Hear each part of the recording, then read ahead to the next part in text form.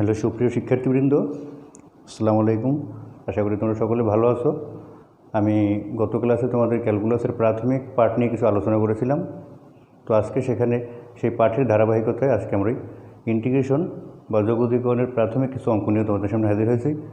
আশা করি তোমরা যদি মনোযোগ সহকারে ক্লাসটি দেখো তাহলে তোমাদের অবশ্যই উপকার হবে এবং ইন্টিগ্রেশন বা যোগজীকরণ অঙ্কগুলো তোমরা খুব সহজেই করতে পারবে। তো যাই হোক, আশা করি তোমরা আজকে আমার এই ক্লাসটি যদি ভালোভাবে লক্ষ্য করো তাহলে গত ক্লাসের ধারাবাহিকতা খুব ভালোভাবেই এটা বুঝতে পারবা। তো যাই হোক, আমরা একটু সূত্র নিয়ে আলোচনা করি।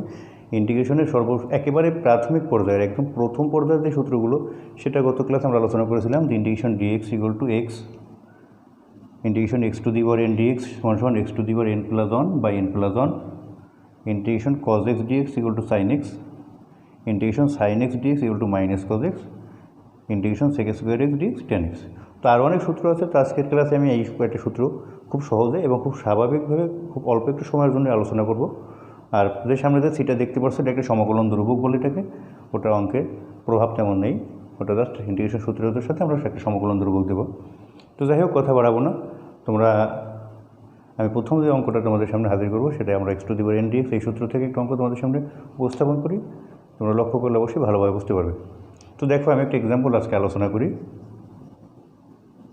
তো ইন্টিগ্রেশন আমি লিখলাম x to the power 5 dx.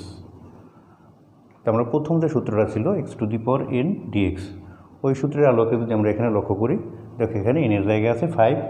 তাহলে আমাদের সূত্র হয়েছে যা চলকের যে পাওয়ার থাকবে তার সাথে এক যোগ, তাহলে 5 প্লাস 1 বাই 5 প্লাস 1, অর্থাৎ পাওয়ারে এক যোগ হয়, পাওয়ারটা নিচে আসে, প্লাস সমকলন ধ্রুবক সি। তাহলে আমাদের রেজাল্ট দ্বারা x to the power 5 x to the 6 by 6 plus C. তো দেখো, খুব সহজেই আমি একটা ইন্টিগ্রেশনের অঙ্ক করলাম।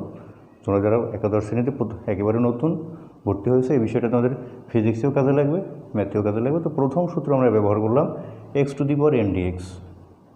খুব সহজভাবে আমাদের অঙ্কটা করলাম কীভাবে, দেখো x to the power n plus 1 by n plus 1, অর্থাৎ যা পাওয়ার আছে তার সাথে এক যোগ বাই সেই পাওয়ারটা আর প্লাস সমকলন ধ্রুবক। তো দেখো, এবার অন্য একটু উদাহরণ দেখো তোমরা। আমি যদি আরেকটি অঙ্ক এরকম লিখি, ধরো একটু আমি লিখলাম x square into 2x plus 1 dx. দেখো এই অঙ্কটি আমরা কীভাবে করতে পারি।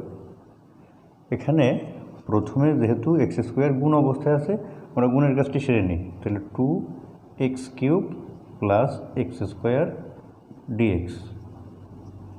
দেখো তাহলে এই অঙ্কটা কীভাবে হয়, এখানে এই 2 থাকলো, এখানে এক্সের পাওয়ার আছে 3। তো আমরা জানি যে পাওয়ার যা থাকবে তার সাথে এক যোগ হবে। তো আমি সহজে লিখে দিলাম এই 3-র সাথে এক যোগ করলে হলো 4 বাই পাওয়ার 4 প্লাস একই রকম এখানে এক্সের পাওয়ার আছে 2, তো যা পাওয়ার থাকবে এক যোগ হবে, তাহলে এক্সের পাওয়ার 3 বাই 3 প্লাস সি। তো আমরা যদি এখানে একটু দুটি তাকে ভাগ করি তাহলে এভাবে লিখতে পারি এক্সের power 4 by 2 plus x cube by 3 plus C. তাহলে দেখো, খুব সহজেই আমরা একটি অঙ্ক করলাম। এখানে x to the power n ডিএক্সের সূত্র ব্যবহার করে এখানে চলক দুটো অর্থাৎ এক্স স্কোয়ারকে প্রথমে 2x প্লাস 1-এর সাথে গুণ করলাম। গুণ করার পরে আমরা এক্স টু দি পাওয়ার এনের সূত্রটি প্রয়োগ করলাম। তো এক্স টু দি পাওয়ার এনের সূত্রটা কি, ইন্টিগ্রেশনে যে চলকের যে পাওয়ার থাকবে তার সাথে এক যোগ হবে বাই পাওয়ারটা। তো আশা করি অঙ্কটা তোমরা অবশ্যই ভালোভাবে বুঝতে পারছো। এবার আমি তোমাদের আরও একটি অঙ্ক এখানে তোমরা একটু দেখাই, তোমরা একটু দেখো ভালোভাবে, আশা করি অবশ্যই তোমরা বুঝতে পারবে। দেখো এবারে আমি যদি এইভাবে একটি অঙ্ক লিখি 1/x into x plus 1/x dx. দেখো এই অঙ্কটা আমরা কীভাবে করতে পারি।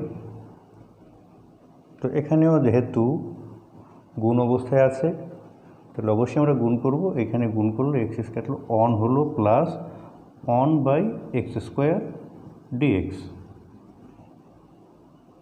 এখন এটাকে আমরা কীভাবে করতে পারি, আমরা যদি আরও একটিটাকে রিঅ্যারেঞ্জ করে নিই, দুভাগ আমরা এরকম যদি করি, ধরো গুণ করলাম dx plus integration 1/x square dx. অর্থাৎ এখানে দুইটা রাশি আমি আলাদা করে দেখিয়ে দিলাম। তো ডিএক্স 1-এর সাথে গুণ হলো dx integration dx plus integration 1/x square dx. তো আমরা দেখো ওই যে ফার্স্ট সূত্রটা integration dx equal to x, তাহলে সেক্ষেত্রে আমরা ডিএক্স ইকুয়াল টু লিখতে পারি এক্স প্লাস, এখানে আমি যদি এটাকে আরেকটু রিঅ্যারেঞ্জ করে নিই, এক্সের পাওয়ার -2 ডিএক্স। তাহলে 1/x স্কোয়ারকে লিখলে এক্সের পাওয়ার -2 ডিএক্স। তো এখন দেখো এখানে আমি যদি সূত্রটি প্রয়োগ করব, সেটা হলো x to the power n dx. তো এক্স টু দি পাওয়ার এনের জায়গায় আছে এক্সের পাওয়ার -2। তো আমাদের নিয়ম হলো চলকের যা পাওয়ার থাকবে তার সাথে এক যোগ হবে, -2 + 1 বাই -2 + 1 প্লাস সমকলন ধ্রুবক সি। যখন আমরা সম্পূর্ণরূপে ইন্টিগ্রেশন বা যোগীকরণটা করা হয়ে যাবে তখনই আমরা ধ্রুবকটা লিখব। তাহলে এখন এখানে কি দেখা যায়, এক্স প্লাস এক্সের পাওয়ার -1 বাই -1 প্লাস সি। তো এটাকে আমরা এখন এভাবে লিখতে পারি, x plus -1 by x plus C. তো এরপরে আশা করি তোমরা অঙ্কটি খুব সহজভাবে বুঝতে পেরেছো। তো এবারে আসো আমি সাইন এক্স কজ এক্সের ওই সূত্র দিয়ে দুটো অঙ্ক তোমাদের সামনে আলোচনা করি। যারা একেবারেই একাদশ শ্রেণীতে একেবারেই নতুন তাদের জন্য বিষয়টি একটু জটিল মনে হলেও আসলে ততটা জটিল না। তো দেখো আমি ইন্টিগ্রেশন যদি এভাবে লিখলাম, শুধুমাত্র পরীক্ষা আসলো ধরো sine x plus cos x dx, একেবারেই স্বাভাবিকভাবে integration sine x plus cos x dx. তো আমরা যদি একসাথেও রাখতে পারি, আলাদা আলাদাও করতে পারি। তো যদি আলাদা করে তাহলে এভাবে লিখতে পারি sine x dx plus integration cos x dx. তাহলে হলো কি, দেখো integration sine x dx plus integration cos x dx. তো আমাদের ওই সূত্র অনুযায়ী আমরা দেখো কী হয়, সাইন এক্সের ইন্টিগ্রেশন হলো মাইনাস কজ এক্স। তাহলে আমরা লিখলাম সাইন এক্সের integration minus cos x plus cause এক্সের ইন্টিগ্রেশন হলো সাইন এক্স প্লাস সি। তো আশা করি অঙ্কটা তোমরা খুব সহজেই বুঝতে পেরেছো। এখানে কী হলো আবার একটা আলোচনা করি। আমার অঙ্কটি ছিল sine x plus cos x d x integration. তো আমি দুইটা অংশ করলাম, integration sine x dx plus integration cos x dx. তো সাইন এক্স ইন্টিগ্রেশন হলো minus cos x plus cos x integration sine x plus সমকলন ধ্রুবক সি।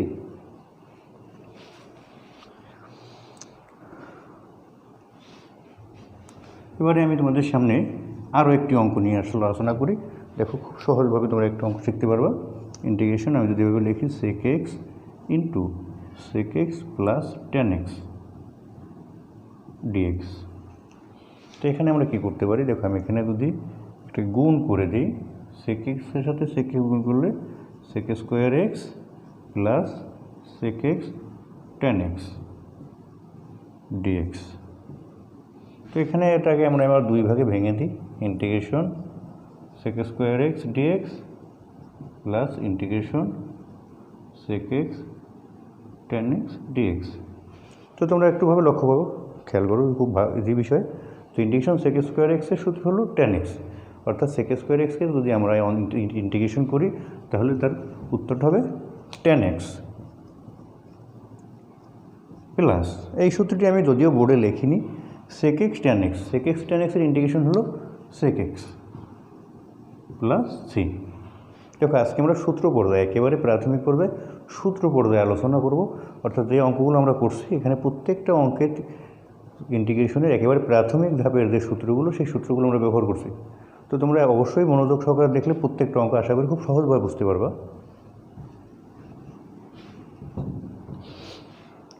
আচ্ছা, এরপরে আমি একটা অন্য সূত্র দেখাই তোমাদের। দেখো ইন্টিগ্রেশন √1 - cos 2x dx। তো সুপ্রিয় শিক্ষার্থীরা, এখানে একটা বিষয় তোমাদের মনে রাখতে হবে যে আমরা যখন ইন্টিগ্রেশন করবো, ইন্টিগ্রেশনে কিন্তু আমাদের ত্রিকোণমিতির ম্যাক্সিমাম সূত্রই ব্যবহার করতে হয়। তো তোমরা যখন ইন্টিগ্রেশন করবো সাথে সাথে এর আগে কিন্তু ত্রিকোণমিতির সূত্রগুলো তোমাদের আয়ত্তে নিয়ে আসতে হবে, ভালোভাবে শিখতে হবে। দেখুন এই অঙ্কটায় আমরা এখন যে সূত্রটি প্রয়োগ করব, দেখো ইন্টিগ্রেশন √1 - cos 2x। এই 1 - cos 2x এর সূত্রটি কিন্তু তোমাদের জানতে হবে। তো আমরা যদি জানি যে 1 - cos 2x এর সূত্র হলো 2 sin স্কোয়ার এক্স ডিএক্স থাকলো।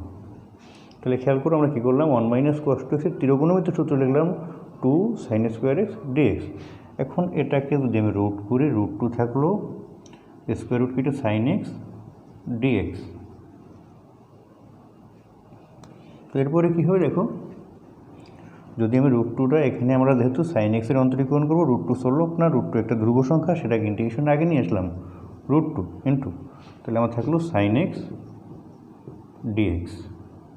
তো আগে দেখো আমরা সূত্র শিখছি যে sin x এর ইন্টিগ্রেশন মাইনাস cos x, তাহলে একটা মাইনাস আগে নিয়ে আসলাম, -√2 cos x প্লাস সি। তো শিক্ষার্থীরা তোমরা দেখলে এই অঙ্কটাতে কিন্তু আমরা একটা ত্রিকোণমিতির সূত্র প্রয়োগ করেছি, তারপরে ইন্টিগ্রেশন করেছি। তো এভাবে আমরা যখন ইন্টিগ্রেশন করব অবশ্যই সেখানে আমাদের ত্রিকোণমিতির সূত্রগুলো খুব ভালোভাবে আয়ত্তে রাখতে হবে। তো দেখো আমি তোমাদের সামনে আরেকটি অঙ্ক নিয়ে আলোচনা করছি। এরকম যদি আসে dx integration 1 plus cos 2x, তো এখানে আমরা দেখো কী করতে পারি, এখানেও একটা ত্রিকোণমিতির সূত্র এসেছে। তোমরা এখানে লক্ষ্য করো ভালোভাবে যে 1 plus cos 2x, 1 plus cos 2x এর ত্রিকোণমিতির যে সূত্রটি সেটি হচ্ছিল কি 2 cos স্কোয়ার x। তো এখন দেখো এটাকে যদি আমরা এই 1/2 আমি বাইরে রাখলাম, আর 1/cos হয় sec, তো sec স্কোয়ার x dx। আবারও দেখো এখানে কী হলো, প্রথমে 1 প্লাস cos 2x এর আমি সূত্র লিখলাম, ত্রিকোণমিতির সূত্র 2 cos স্কোয়ার x। তো এখানে 1/2 ইন্টিগ্রেশনে বাইরে রাখলাম, তারপর 1/cos হয় sec, তো 1/cos square sec square x সাথে dx। তো দেখো এখন আমাদের সূত্র sec স্কোয়ার x dx সমান tan x। তাহলে আমি এখানে লিখতে পারি কি half tan x plus c। তো প্রিয় শিক্ষার্থীরা, অবশ্যই তোমাদের মনে রাখতে হবে যে আমরা যখনই ইন্টিগ্রেশন করব তখন ত্রিকোণমিতির সূত্র কিন্তু আমাদের মাথায় রাখতে হবে। আর আজকে আমি তোমাদের ক্লাস সাথে এখানে যে আলোচনা করলাম, যে ক্লাসগুলো একেবারে রুট লেভেলের, একেবারে প্রাথমিক পর্যায়ের কিছু ইন্টিগ্রেশন নিয়ে আলোচনা করলাম। সেই ইন্টিগ্রেশনগুলো ছিল একেবারে সহজ প্রাথমিক পর্যায়ের সূত্র। তো তোমরা তাদের ক্লাসটি মনোযোগ সহকারে দেখে থাকো, আশা করি তোমরা অবশ্যই বুঝতে পারবে। তো এরপরে পরবর্তী ক্লাসে আমি এই বিষয়ে তোমাদের সামনে আরও বিস্তারিত অঙ্কগুলো নিয়ে আলোচনা করব, কারণ ধারাবাহিকভাবে অন্তরীকরণের ইন্টিগ্রেশনের অঙ্কগুলো ধারাবাহিকভাবে আমাদের একটু কঠিন থেকে কঠিনতর হবে, একটু বড় বড় টার্ম আসবে। আজকে একেবারেই প্রথম খুব সহজ কিছু অঙ্ক ছিল। তো ধন্যবাদ সবাইকে, আশা করি তোমরা পরবর্তী ক্লাসগুলো অবশ্যই দেখবে।